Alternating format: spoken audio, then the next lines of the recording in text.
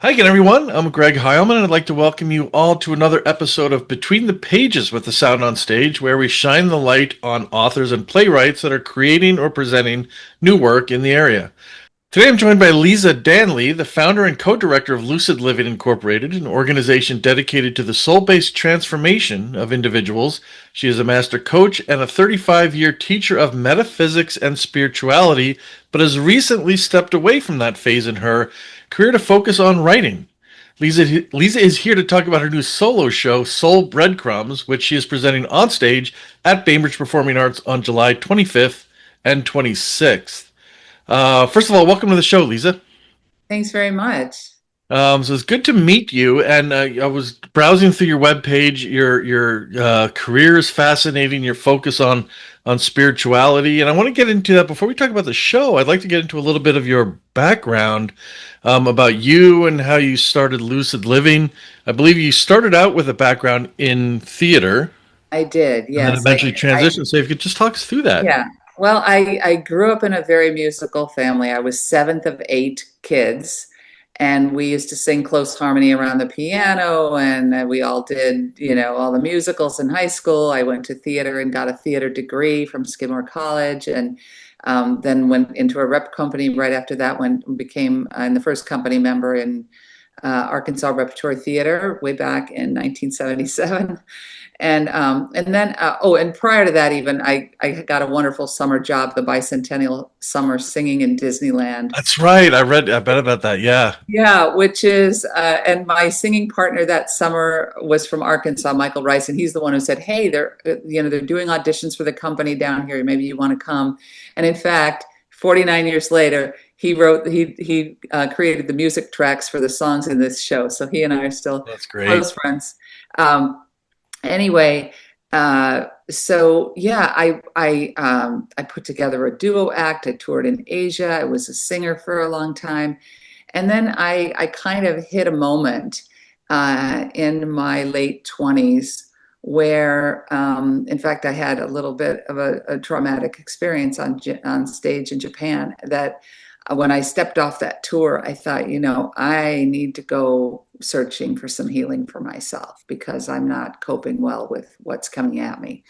And so I kind of stepped away from that, thinking it was temporary. But where I ended up going was this whole other, I did some of the traditional things you do. I went to India and slept in a cement floor in an ashram and did all those things, and lots of different kinds of workshops, and started on this whole path of kind of reclaiming those abandoned and traumatized parts of me, and which led me into then becoming a life coach. I was a coach and trainer for Coaches Training Institute for many years.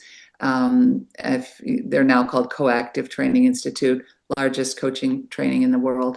Went around leading workshops for them, and in 1999 realized that I wanted to focus on my unique approach to coaching, which takes the coactive coaching approach together with a much deeper soul-based, emotional fluency focused approach. And so I started Lucid Living, and then brought on a partner. And for 30 years, we led workshops, retreats all over the world, and had an incredible experience helping people grow and reclaim what I call our orphaned selves, those parts of us that we judge or decide are unlovable, or that we just kind of lock away and think, okay, I'm that's not the lovable me. I can't bring that person out for public consumption.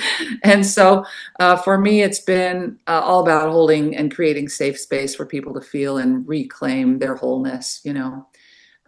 So that's been my life's work. And a few years ago, when I decided, okay, it's kind of time to step away from leading workshops and doing all that, and we moved up to Bainbridge, and I just stared at the mountain and the water for a while, and just decided, okay, first I started by writing a memoir.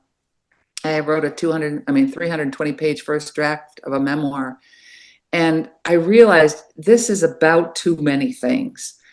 And that's when I thought, okay, I've had in the back of my mind for 30 years that I might get back on stage.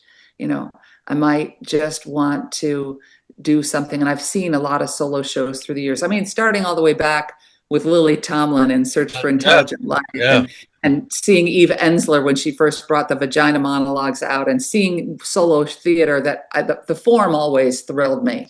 And it was like, oh my God, could I, like just would I ever, could I ever, but the timing felt right. And there was something about this community and Bainbridge, and it's such an artistic, welcoming community.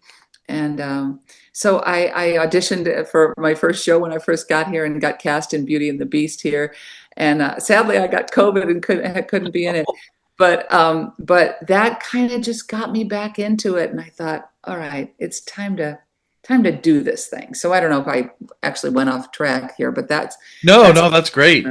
But I mean, you mentioned Bainbridge and moving to the area. I remember we moved from the East Coast about a little over 10 years ago, and it is such an inspirational area, and it's no there's no surprise why there's so many creative and artistic folks around here. Just yeah, because of, like you said, you could stare at the water and the mountains forever, and it's yeah. I sing fantastic. with a group at Barn, at Barn Bainbridge. Do you know I don't. Bainbridge Artisan Resource Network? It's a incredible facility, like 12 different studios, ceramic studio, woodworking studio, everything. And we sing. I'm a member of the writers studio there. So there's just so much creative support here. It's incredible. And then of course BPA is so great. And Oh yeah. Elizabeth Allam and the team over there are so lovely. Yeah, and what they're doing with their, and I imagine, I don't know that I saw that this is in the Sears studio there. I assume it is. It's in the Sears studio. Yeah, Did and you get what to they're see doing. Fuselage? What's that? Did you get to see Fuselage in the Sears studio? Yes, yes, I did. Wasn't it something? Yeah, I it's thought it such a was incredible. powerful. I can't imagine the things she went through, Yeah, and yeah, yeah, for sure. Now, on this, speaking of your show, yeah. uh, now you said you started. Are you wrote a memoir, and it was about too much. Is the show a little bit of a more of a focus on a specific part of your life or aspect of your So journey? it's about a specific aspect, a specific theme, but it does go. The show itself is 11 monologues. And the first and last are me, present day. I just turned 70 on Saturday. So, um, Well, you look great for 70. You do not look 70. oh, thank you. We always love to hear that. um, so it starts me at present day and ends there. But the 9 monologues in between are told from the experience of my 7-year-old, my 16-year-old, my 26-year-old, 30-year-old. So it goes these key moments in my life following one particular thread. And so it's interesting to step in and embody the 7-year-old me and the 16-year-old me, and how the theme of Soul Breadcrumbs is really about, um, for me as a child, I love my mother, but she was Miss Washington in 1939. How about that? Wow. And she was second runner up to Miss America in 1939. And she had 8 kids who I'm sure overwhelmed her. But she had a lot of pain in her own past that she didn't want to deal with. So for her, it was, we got to be up and cheerful all the time. And pain was not allowed, crying was not allowed, nothing. So I got turned into a good little performance girl, and which led me into a disastrous marriage and to absolutely becoming lost. Mm. And so it's Act One really shows that journey of me becoming completely lost to myself and the moment of realization of that. And then Act Two is my following those soul breadcrumbs back to find myself. So that's really, it's about reclaiming emotions that I had held as taboo for the first 30 years of my life, and how they saved my life, really. Did you learn some new things about yourself as you were re-inhabiting these past versions in your life? Yes, I absolutely did. I mean, obviously, as a coach and as someone who's been on a 40-year journey, I've done a lot of personal work, and I didn't think there was anything new. But you know how that is. You know, you always think, oh well, I've dealt with that. But having to go and inhabit that child, and you know, I touched into some things that I definitely surprised me that I didn't realize were there. So it was a very healing. It's been an incredible healing journey for me to be on this. In fact, I'm already thinking I want to teach transformational memoir. You know, I want to teach this form of writing monologues to you know. I mean, because it's just been such an amazing journey for me. You know. Yeah. Well, there is the strength in just journaling in every day, right? You know, and how that can be helpful. And I have to imagine that going back and basically journaling your past has to be enlightening as well. And stepping in, you know, from the point of view of that 7-year-old and what she saw and what she experienced and how she made sense of it and how she felt like she was failing. You know, she had to be doing better because mom was violent and raging all the time. She was the problem. You know, that's what we do when we're kids. We Hmm. internalize it, we think it's us. And that adolescent, you know, so that each of them has their own unique way they internalized what was happening around them. And that's been an incredible journey of intimacy, of even more love and compassion for those younger selves, you know, Yeah. and gratitude for what they lived through so that I could be here now, you know. Yeah. I was going to say respect, but I mean, the gratitude makes Yes, makes respect, more sense. absolutely. Yeah. Yeah. Now, as a performer, you know, usually we get on stage and you look at or you build a backstory for a character that you're portraying, but you're never portraying somebody. I mean, there's pieces of you in that character, obviously, but this is somebody you're portraying on stage that is actually you. So is it different? Does it feel more vulnerable? I have to imagine it does, to be on stage presenting yourself in this way. Yes, it absolutely feels vulnerable. I mean, it's interesting because that's the theme of the show, which is that vulnerable emotion is the liberator, right? And so that I'm always looking to work that edge of vulnerability. But then there's also the fact of, you know, I teach this all the time in coaching that, you know, you only want to give the vulnerability that is where the trust is earned. You know, you're not going to just give your vulnerability into spaces where it's not safe to do so. Mm. But in this, because I'm choosing, I mean, I needed these 70 years to get to the place where I felt whole about it all so that I could offer it. Because if there were pieces that were still not clean for me, that would be too traumatic, you know. But the fact that I'm basically saying to myself, okay, and to all my parts, you know, like I've got you.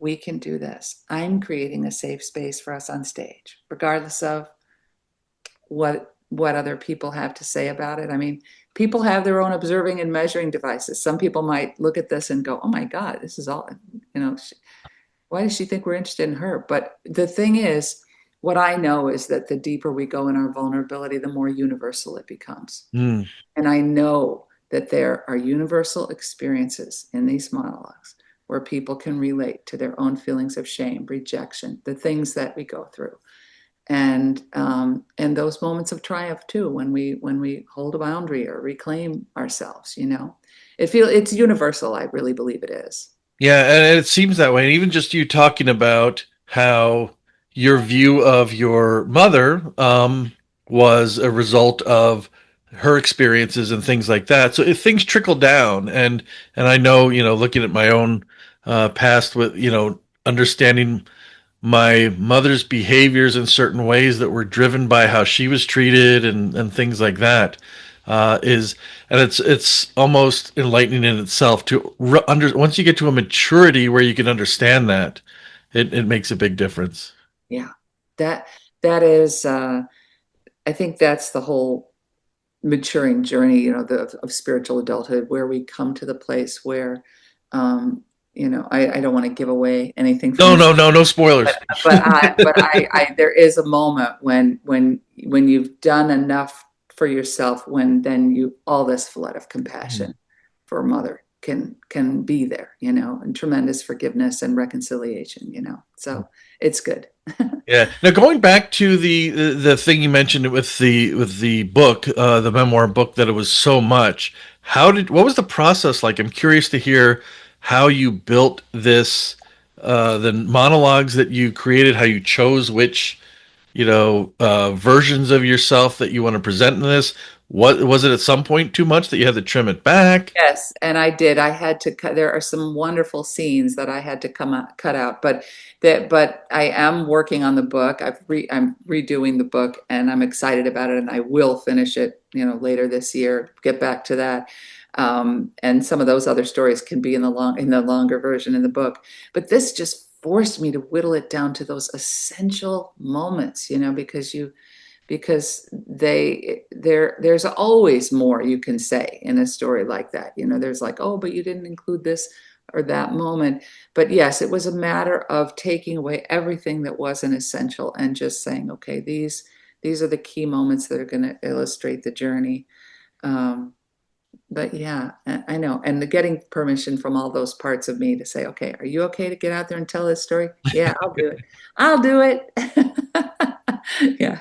Yeah, I was speaking to interviewed an acting coach a few months ago. The permission is an interesting thing you bring up because he's a person who in on TV and on stage plays some despicable characters, and he was talking about the permission of how he permits himself to bring these parts of him out on stage, versus in our social situations we don't give ourselves permission just because of social norms and things like that, which is an interesting perspective on that.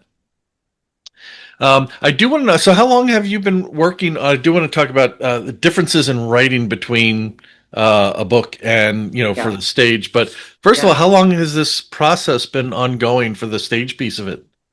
So I decided in earnest a year ago, March, to start working on it. So I started working on it then, and really got into like the daily flow of writing from late May until I had my very first reading over Zoom. There's a lovely company in LA called Soaring Solo. Are you aware of them? No. SOARING Solo.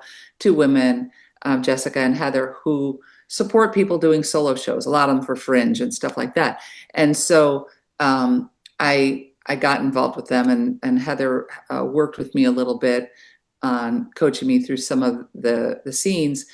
And she said, we can set up a revealed reading for you, where people from our community can come. You can read it, and they'll write in the chat all their feedback nonstop through. So it's invaluable. So I did a full reading of the first draft of it November 2nd. So how many months? May, June, July, August, September, October. Really 6 straight months to write the script of it. But these stories, because I had been writing them and had written them in the book and everything like that, I had done a lot of work to know these stories. But yes, turning them into monologues and then cutting those down. And then it was November 2nd that I read it for a first audience and got some terrific feedback. And so then I kind of started making some revisions, and then started at January in earnest with memorization. I'll tell you, at 70 years old, memorizing 90 minutes, it's a lift. It's a lift. You don't have anybody there cueing you with their lines. So I've been just at it with memorization, to get ready. But Well, yeah, one of the things I'm looking forward to, because as I said, as I was browsing through your website, you have some very articulate thoughts, and your writing style it's accessible, it's understandable, on your part of your journey and how people can use that. So I'm interested to see how you've translated that to on stage.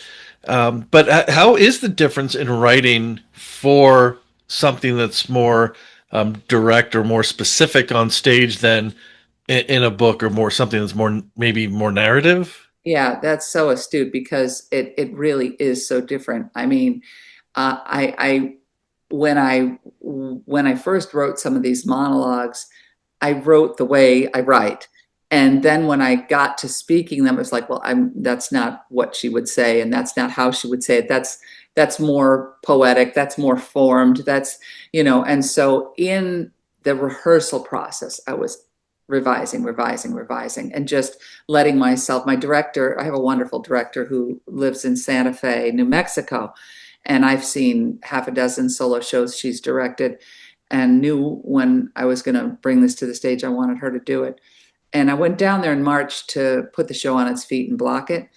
And that's when we did some fantastic exercises where, she'd just have me inhabit the 7-year-old, and she'd throw questions at me. And I found myself saying things out of the mouth of my 7-year-old I didn't even know she thought. That was interesting. And then I found like new language was coming out so a lot of it has been the work to embody these ages, and like, how did my 16-year-old talk? What were her, oh, that's neat, whatever. I mean, what would Yeah. she say in 1970, so it was finding their language and having fun. But a lot of it, visualization, going in, and then just improving some of it, letting it be their language come out. Yeah, it does sound like this whole process could be just a whole new way of doing therapy. I know, or a way of doing a certain kind of coaching. I Yeah. mean, I really, I mean, I'm not making any promises. I don't know what's next, but it intrigues me. I would love to, I've got a lot of long time, people who were students for years who I think would just get into it and have a lot of fun playing with this. Let's create monologues. Let's be in this. Let's go do a retreat and work up monologues and perform them for each other and work the stuff. I mean, that sounds fun to me. Yeah. Well, the Bainbridge performance is I guess, the public premiere of the show. Do you have plans to continue it on and take it other places? Um, so what I've been telling people is, first in August, I just want to sleep and rest and see. I used to live, for 43 years in Marin County, California. So there's a bit of a pull to take it to Marin or take it to the Bay Area.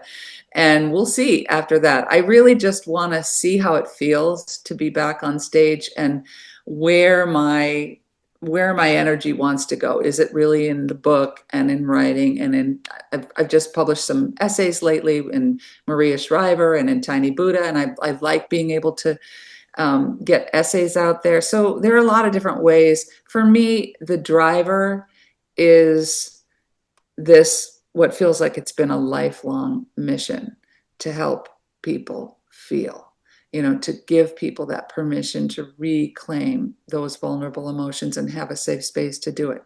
And especially at this time in our world. I mean, how much of the pain that people have not expressed is now showing up as the kind of conflict and division in our communities. I really am a firm believer that we all can do a lot about the state of the world just by taking care of our own emotional health. And so, in whatever way that I'm guided to do that, if that's more writing, if that's more speaking, if that's more performing, I'm willing. I just want to speak to the hearts and minds of people who maybe haven't found that permission to go back and love and reclaim those parts of themselves. Yeah, you mentioned the I'm trying to think where I was going with this. I know where I was going with it. There's a whole generation actually of people, internalization. You mentioned there's a whole generation now of these kids who have gone through COVID, the COVID pandemic. I'm thinking people like my son's 21, and his group went through a whole, 2 years where they didn't have the social interaction that a lot of us had in some of our formative years. So they tend to internalize a lot of things, and to work on getting them to bring these things out. It's been difficult. It's a generation of young people now who have a lot inside to get out, and giving them a way to bring that out and let them deal with the things that I'm sure they're dealing with. with all the trauma in their schools between, school shootings and those drills, we never had to deal with active shooter I drills can't when we, imagine. I really can't imagine yeah. what the level of trauma that kids have just going to school and not feeling safe, you know. Yeah. Yeah, so I think there's definitely a place for something like this to allow people to do that. So, um, and I think just going to hear what you have to say is going to be therapeutic for anybody who sees it. Um, because you're on there showing a vulnerability, giving yourself permission. It's going to make it okay, maybe for us as audience members to do the same thing. That's exactly it. And it will be cathartic for people. We were joking. I said, should I put a little pack of tissues on every chair? Like, I don't want to but it will be cathartic or can be if you want it to be, if you're willing, because I know there are universal things that people are going to relate to, and that's what I hope. My hope is that you come away from the show thinking about you. Hmm. I mean, it's not about my story. I'm laying my story bare, but what I want you watching my child and thinking, oh, that happened when I was little. I felt that, or that's what I want. I want that identification with your own inner parts. Yeah, and the best theater to me is the theater that has keeps the conversation going in the car on the drive home, and I Yeah, have a feeling that this is going to be right up that alley. yeah, yeah, yeah. So the show is called Soul Breadcrumbs. It's being presented on stage in the Sears Studio at Bainbridge Performing Arts on July 25th and 26th.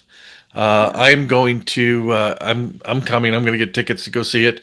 I cannot wait. And the things they're doing with that, with the programs they're running through the Sears Studio, giving people like yourself and some smaller theater groups the opportunity to present their work is just really a good thing, I think, and much needed, especially on this side of the water. I mean, there's areas in Seattle that people are allowed to do that, but I think it's a nice niche that they're creating at BPA. Hmm. So you have, I think there's two websites that I've seen, LezaDanly.com and Yeah. SoulBreadcrumbs.com, which Right. one links to the other. And you can get tickets, learn more about the show, and get tickets out there. Is there also, you out on social media as well if people want to try to follow you or the show? Yeah, there's also, just to say, lucidliving.net, which is if you're interested in the programs and you want to know more about all of those, because we have audio programs available, but that's lucidliving.net. But yeah, I on social media, I'm on Facebook and Leza Danly on Facebook, and I should do more with Instagram and that, and I haven't. But really, the main one that I'm on is on Facebook. Yeah. Great. All right. Well, thank you so much, Lisa, for taking the time to It's to been talk such a about. pleasure to meet you. Yeah, it's been great to meet Feel you like a too. kindred spirit. Well, it's like you said. I mean, what this is a universal thing. I think if people open themselves up to it, I believe that they'll definitely get something out of it, and I'm looking forward to coming and see it as well. So it's Soul Breadcrumbs, uh, written by, performed by you, Leza Danly, Bainbridge Performing Arts on July 25th and 26th. Once again, I'd like to thank everyone out there for tuning into this episode of Between the Pages with the Sound on Stage. I'm Greg Heilman, and until next time, I will see you at the stage door. Thanks.